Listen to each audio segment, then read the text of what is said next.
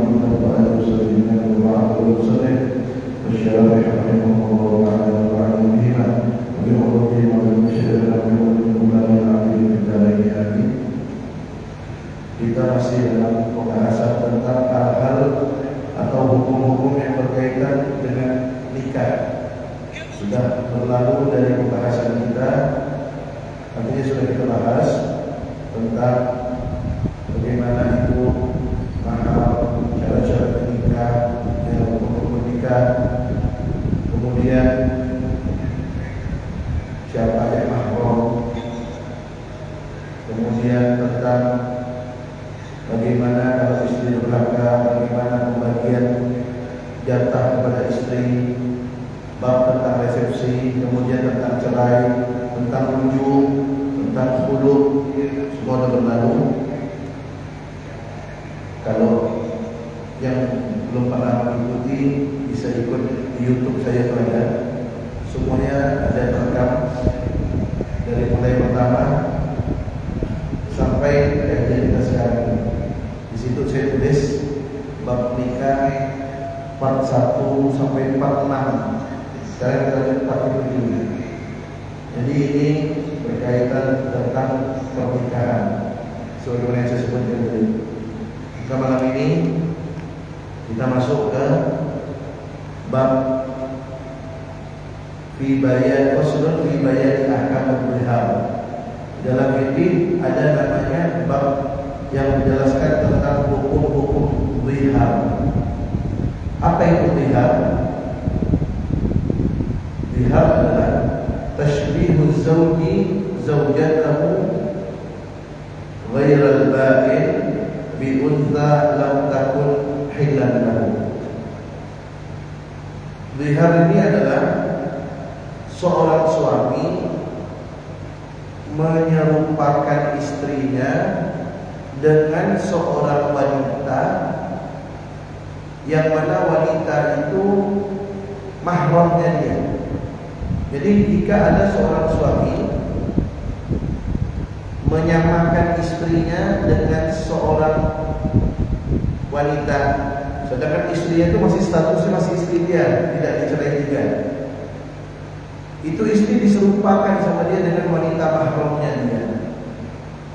Wadhihar an yakuna rajul li zawjatihi, yang namanya dhihar itu contohnya seorang suami bilang kepada istrinya, dia mengatakan anti alayya ka dhahri ummi, punggung kamu seperti punggung ibuku.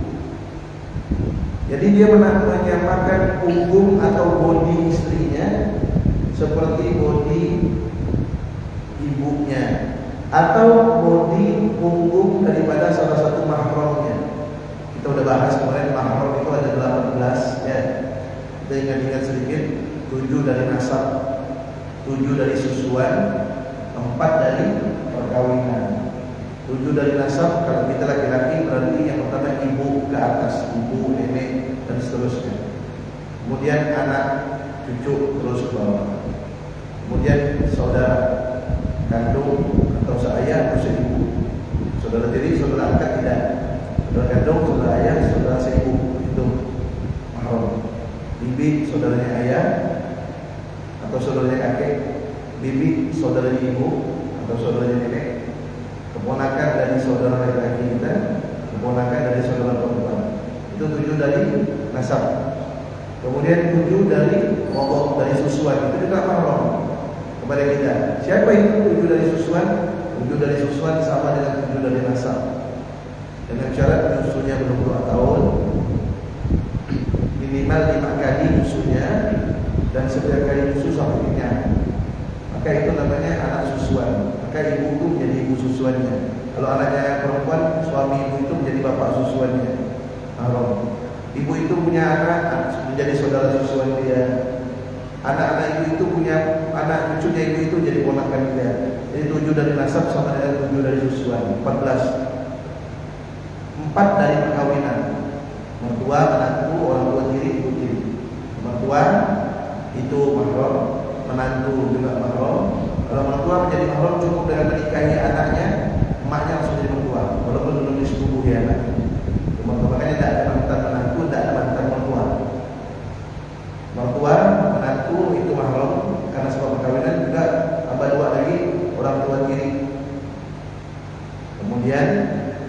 kita bagi ibu tiri misalnya.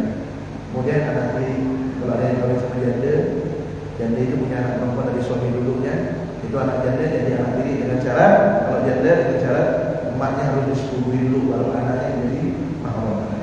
Sudah kita bahas dulu. Itu 18 mahram. Nah, kalau ada seorang suami menyamakan punggung istrinya dengan punggung salah satu daripada mahram yang 18 itu, berarti dia telah melakukan yang namanya zihar. Makanya kalau cinta kepada istri, sayang kepada istri itu, hati-hati kalau ngomong. Cinta boleh, sayang boleh, ngomong harus hati-hati. Jangan sampai puji-puji istri sampai mengatakan punggung istri seperti punggung ibu atau punggung salah satu daripada mahram. Maka itu tidak boleh. Itu namanya zihar. Kenapa dikhususkan punggung saja? Disebutkan di sini wa khusallahu dunal batni masalan li'anna dhahra mawdi'ur rukub wa zawjah mawdi'uz zawji. Kenapa hanya punggung saja? Kalau perut tidak. Kalau ada seorang suami bilang kepada istrinya, perut kamu seperti perut ibu saya. Tidak, itu tidak apa-apa. Kenapa cuma punggung? Karena punggung itu tempat suami naik istrinya. Ya. Kalau perut tidak, atau muka misalnya ada seorang suami bilang muka kamu kayak ibu saya. Tidak, itu tidak apa-apa. Hidung kamu kayak hidung ibu saya, tidak apa-apa. Telinga kamu, tangan kamu, tidak. Tapi kalau punggung itu tidak boleh karena itu zihar. Maka faiza qala lahadani, kalau ada seorang suami bilang kepada istri seperti itu, punggung kamu seperti punggung ibuku, kata dia, maka walam yutbi'u bil talaq, kemudian setelah itu istrinya tidak diceraikan sama dia.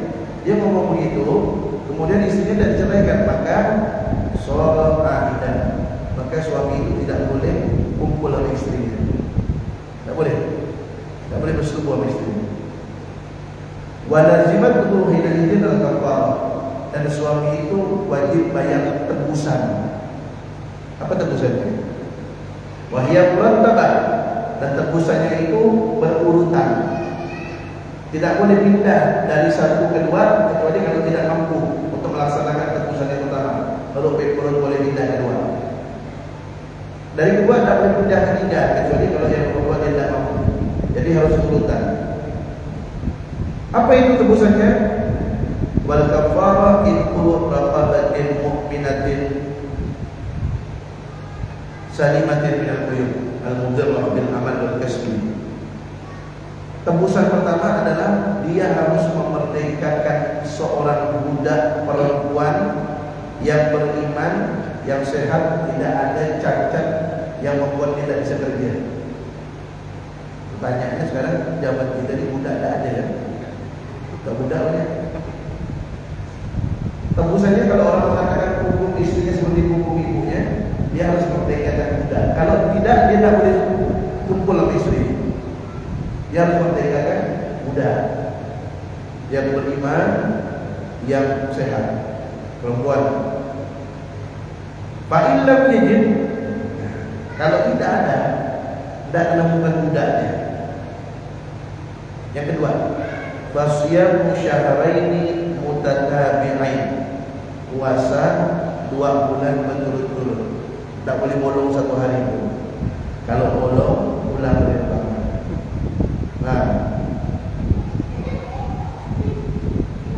Nah, puasa 2 bulan berturut-turut itu sesuai dengan bulan Hijriah. Nah, bulan Hijriah kan ada 29-30.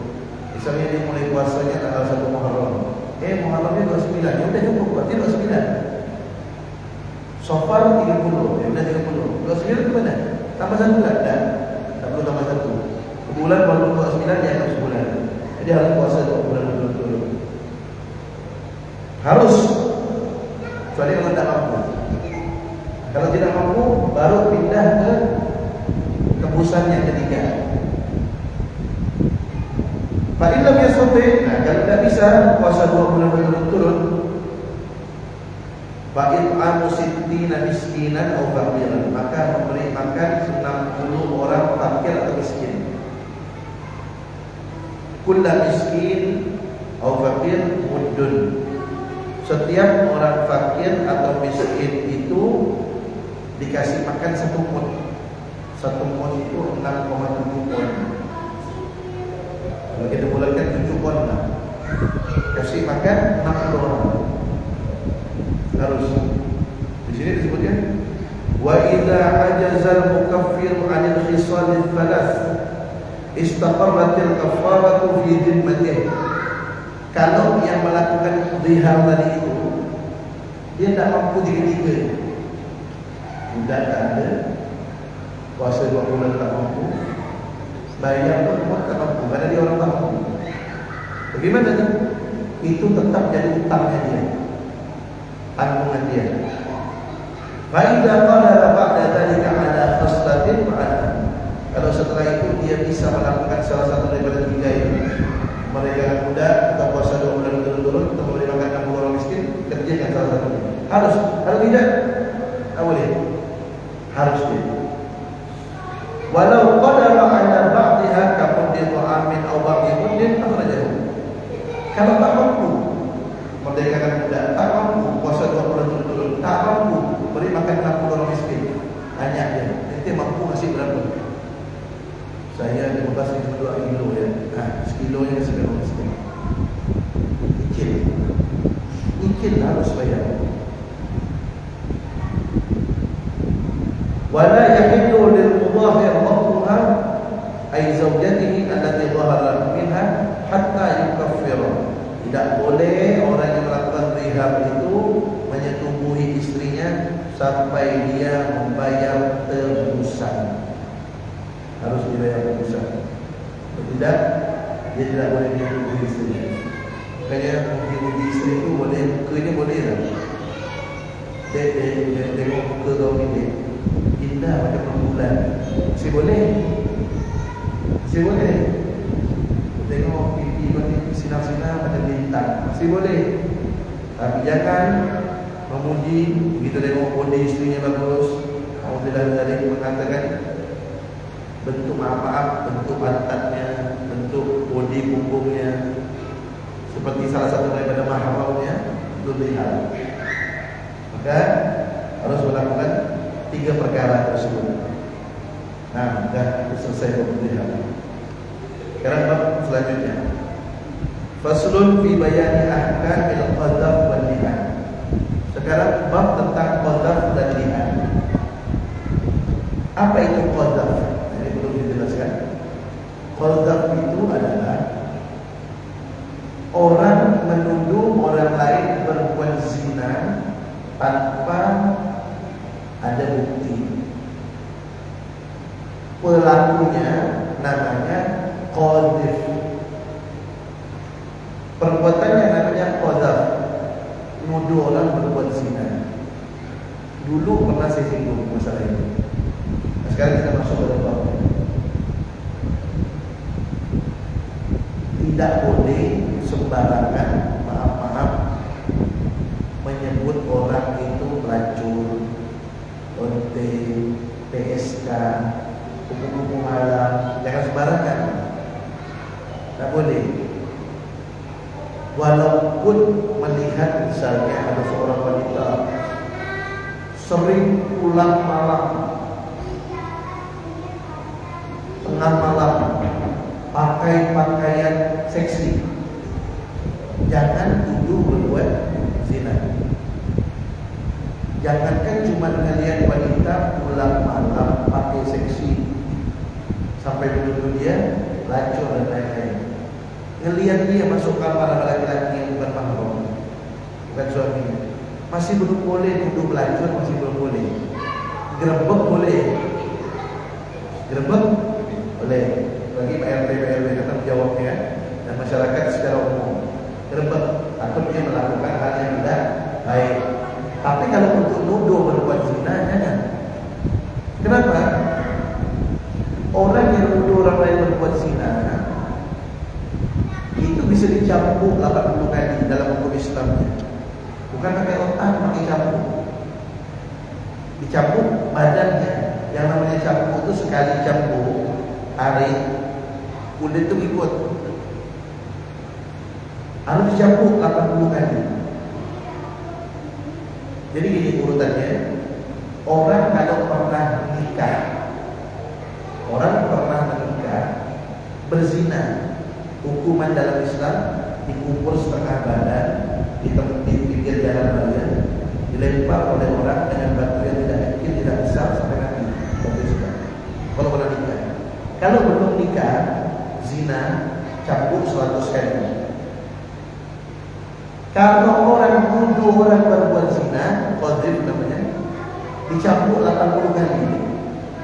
Cambuk 80 kali. Terus kalau sudah terlanjur tuduh orang berbuat zina, bagaimana biar tidak dicambuk? Dalam hukum Islam ya, kita di sini misalnya kita ya, kalau orang nuduh orang lain berbuat zina pun di sini tidak ada hukuman cambuk ya. Iya. Di dunia dia selamat ada hukuman cambuk. Malaikat hukumin dia dicambuk nanti. Memang di dunia tidak ada dicambuk. Malaikat nanti dicambuk. Itu lebih balas. Maka kalau ada orang nuduh orang lain berbuat zina, dalam hukum Islam dia harus dicambuk 80 kali. Kecuali kalau dia mau selamat. Kalau dia mau selamat, misalnya ada seorang sudah terlanjur nuduh orang lain berbuat zina, cambuk 80 kali. Kalau mau selamat, biar tak dicambuk 2 syaratnya. 1, perempuan itu suruh ngaku. Perempuan atau laki-laki yang dia tuduh berbuat zina suruh ngaku. Tak ngaku. Laki atau perempuan itu tidak ngaku. Tinggal 1 lagi syaratnya.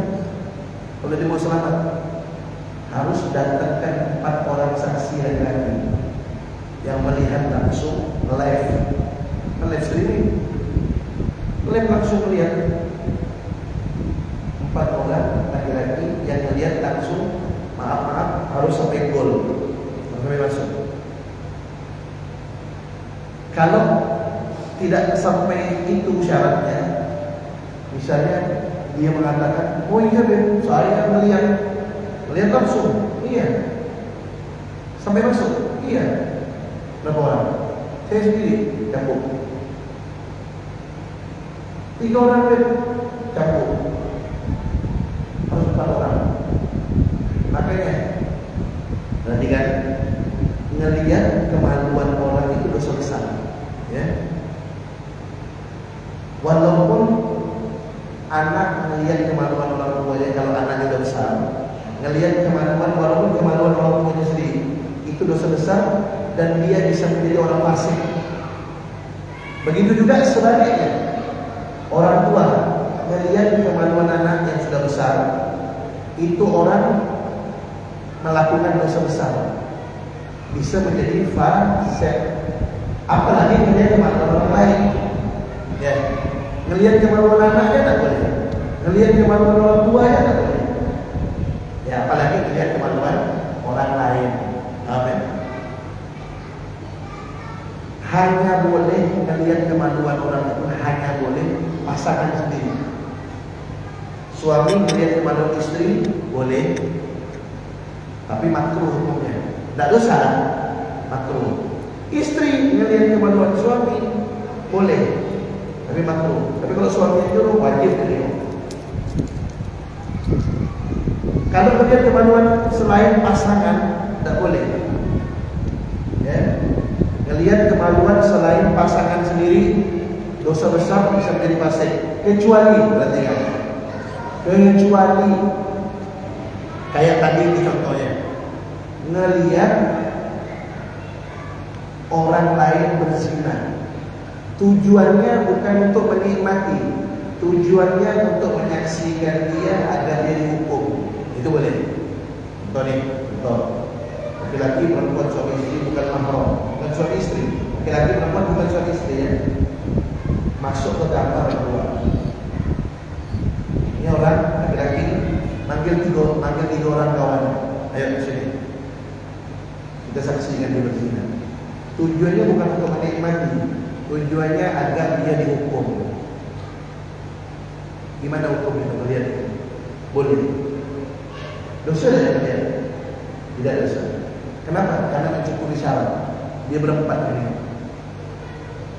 Dan itu bisa dihukum. Kenapa? Empat orang ini kalian. Begitu juga tidak boleh melihat kemaluan orang lain kecuali dokter kalau darurat. Dokter kalau darurat boleh melihat aurat perempuan yang bukan mahramnya, bahkan sampai melihat kemaluannya boleh kalau darurat. Darurat itu gimana? Tidak ada dokter perempuan. Dan itu pun si perempuan itu harus didampingi oleh suaminya atau mahramnya, bapaknya kah, anaknya kah, saudaranya. Tidak boleh dibiarkan dia sama dokter dua. Harus didampingi oleh mahram atau suami. Dan tidak ada dokter lain. Makanya ingat ya hadirin undangan, jangan berobat laki-laki kepada dokter perempuan. Begitu juga sebaliknya, perempuan jangan berobat ke dokter laki-laki kecuali kalau memang tidak ada dokter kecuali lawan jenis. Ya, ini misalnya ada istri sakit, jangan bawa ke dokter laki-laki, bawa ke dokter perempuan. Kalau rumah sakit tidak rumah batuk banyak dokter perempuan, jangan bawa ke dokter laki-laki. Kalau bawa ke dokter laki-laki, aurat buka, tangan jaga, tensi darah, pegang di tangan. Masa rela istri dipegang orang? Mana biruannya? Mana kecemburuannya? Mau jadi dayus begitu? Dayus dari sini ngomongin wanita surga, lagi masuk surga. Jangan. Begitu juga sebaliknya, laki-laki sakit, jangan pergi ke dokter perempuan. Kalau dia sakit batuk beda rumah, dokter laki-laki banyak, walaupun harus antri. Kecuali kalau memang, alhamdulillah dari mudah-mudahan sehat walafiat. Kecuali kalau memang ada seseorang sakit parah, penyakit dia itu tidak ada yang tahu mengatasinya dengan izin Allah, tidak ada yang bisa mengobatinya dengan izin Allah, kecuali ada dokter spesialis. Dokter spesialis itu lawan jenis. Mau tidak mau harus berobat sama dia. Kalau tidak ada berobat. Kalau memang harus dipegang, tidak apa-apa dipegang. Kenapa? Darurat. Kalau memang harus melihat sampai kemaluannya, tidak bisa kalau tidak lihat, harus melihat karena untuk diobati. Darurat tidak apa-apa. Tapi kalau belum sampai sebatas itu tidak boleh. Kadang-kadang mohon maaf, ada suami istri melahirkan, dibawa ke dokter laki-laki. Dokter perempuan banyak, atau kemudian atau selompok dokter laki perempuan, bukan hanya bidan, dokter banyak. Operasi banyak dokter, dibawa ke dokter laki-laki. Akalnya kemana? Istrinya dikangkangkan depan laki-laki orang, depan laki-laki. Nengok kemana bininya, jangan seperti itu. Nyentuh ini aja tuh. Kalau laki-laki punya kecemburuan kuat, tidak mau jadi dayus, begini yang disentuh dan marah harus. Kenapa dia tidak dayus? Ini bukan hanya disentuh, yang dilihat kemana dia. Padahal belum sampai batasan darurat, masih aja dokter daerah, jangan tuh. Ya, dayus sudah bisa nyomongin surga. Nah, jadi kalau ada orang menuduh orang berbuat zina, saya ulangi ya, ada orang menuduh orang berbuat zina dengan bahasa macam-macam pelacur dan lain-lain, atau menuduh laki-laki berbuat zina, itu laki-laki harus dicambuk 80 kali. Itu yang nuduh harus dicambuk 80 kali dalam hukum Islam. Karena tinggal bukan di negara Islam, jadi tidak dicambuk, siap-siap dicambuk malaikat. Kecuali dia bisa bebas dicambukkan dua tadi ya. Kalau dia si perempuan atau si laki-laki yang itu ngaku dia zina, ngaku. Udah, selamat ya, itu selamat. Atau yang kedua, dia mempunyai 4 orang saksi. Kalau si perempuan tidak ngaku atau si laki-laki yang dituduh zina tidak ngaku, kemudian dia tidak punya 4 orang saksi, dia harus dihukum cambuk. Makanya hati-hati kalau ngomong, jangan sembarangan nuduh orang berbuat zina. Walaupun saya ulangi ya, walaupun melihat laki-laki perempuan masuk ke kamar, dia ngintip ngelihat, maaf itu perempuan dan laki panjang berdua tidur di kasur, jangan tuduh berbuat zina. Jangan. Masih belum boleh. Kecuali kalau boleh 4 orang saksi ngelihat sampai masuk baru boleh. Makanya dalam Islam itu tak sembarangan nuduh orang berbuat zina, tak sembarangan. Hati-hati. Nah, itu kalau nuduh orang lain. Ya, perhatikan. Itu kalau nuduh orang lain. Nah, kalau ada suami misalnya, aku bilang tadi, kalau ada suami nuduh istrinya, ada suami bilang istrinya berzina, bagaimana itu? Nah, kalau suami yang bilang istrinya berzina, aku bilang tadi, kalau ada suami yang bilang istrinya berzina, 3. Kalau dia mau lolos dari cambukan 80 kali. Kalau suami ya. Kalau bukan suami dari 2. Si yang dituduh ngaku atau punya 4 orang saksi. Tapi kalau suami 3. 1 sama kayak tadi, istri ngaku. Ternyata istri tidak ngaku berzina. 2. 4 orang saksi. Tak punya. Nah, 3 sekarang. Suami ini punya yang ketiga, kalau suami. Apa namanya itu? Al-li'an. Ini kita bahas sekarang. Li'an. Mudah-mudahan tidak terjadi ya. Tapi ini perlu diketahui biar jangan sampai tak tahu ilmunya. Jangan sembarangan ngomong. Li'an namanya. Apa itu li'an? Tadi itu. Li'an itu suami menuduh istri berzina, si istri tidak ngaku, si suami tidak punya 4 orang saksi, maka suami melakukan li'an. Apa yang harus dia omongkan? Si suami itu bersumpah. Dia mengatakan, ya, dia mengatakan bahwasanya di hadapan hakim, di hadapan pengadilan, di hadapan hakim, dia ngomong, kata dia, ushbidu billah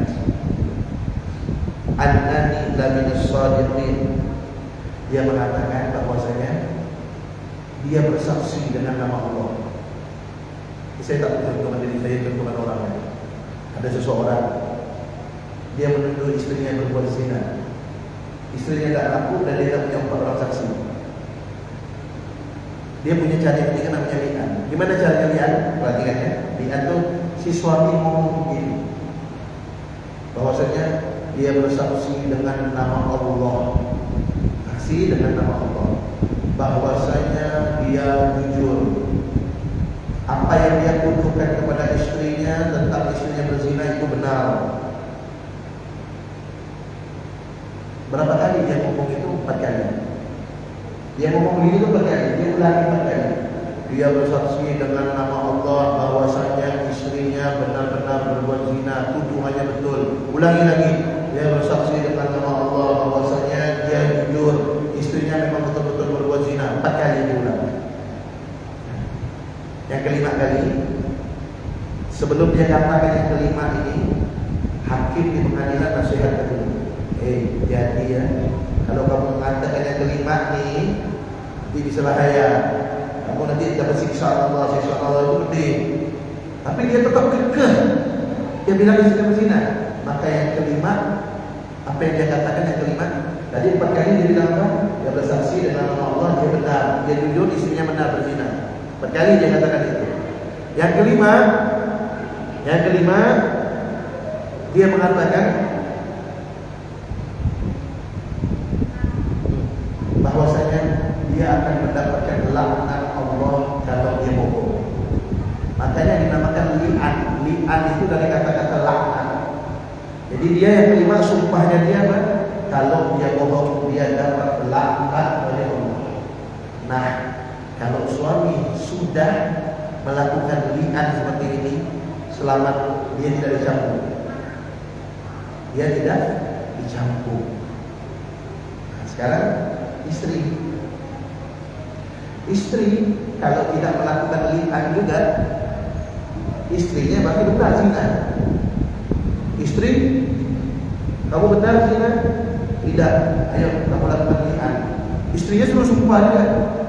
Gimana sumpah istrinya? Nah, sumpah istri ini, dia bersaksi, si istri ini bersaksi bahwasanya suaminya bohong, apa yang dia tuduhkan itu bohong. Dengan nama Allah, dia bersaksi apa yang dituduhkan suaminya bohong. 4 kali kita bersama. Dengan nama Allah, si istri itu bersaksi bahwasanya apa yang dituduhkan suaminya bohong. Terus 4 kali. Yang kelima, sebelum dia nyebutkan nasihat dulu. Jadi kalau bohong dapat siksa Allah itu pedih.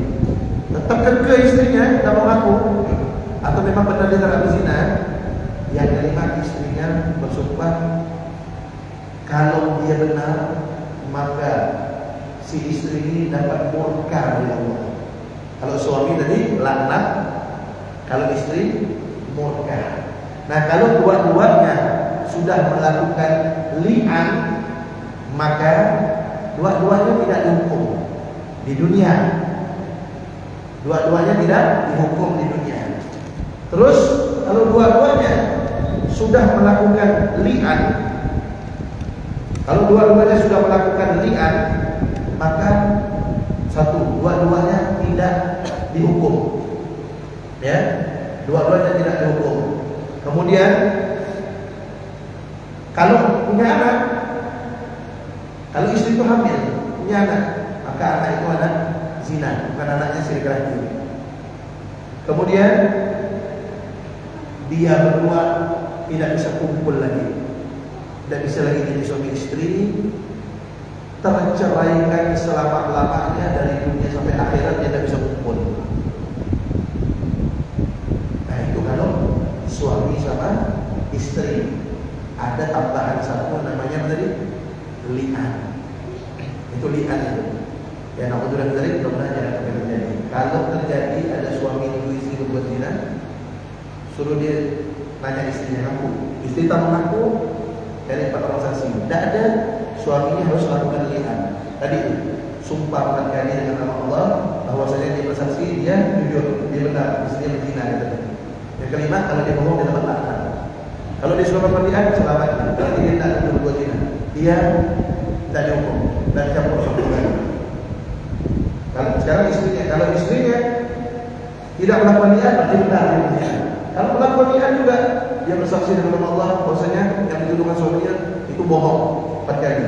Yang kelima, kalau dia mengatakan kalau suami itu benar tuduhannya dan dia bohong, dia akan dapat hukum Allah. Nah, itu dua-duanya melakukan lian. Dua-duanya ada hukum di dunia, ya.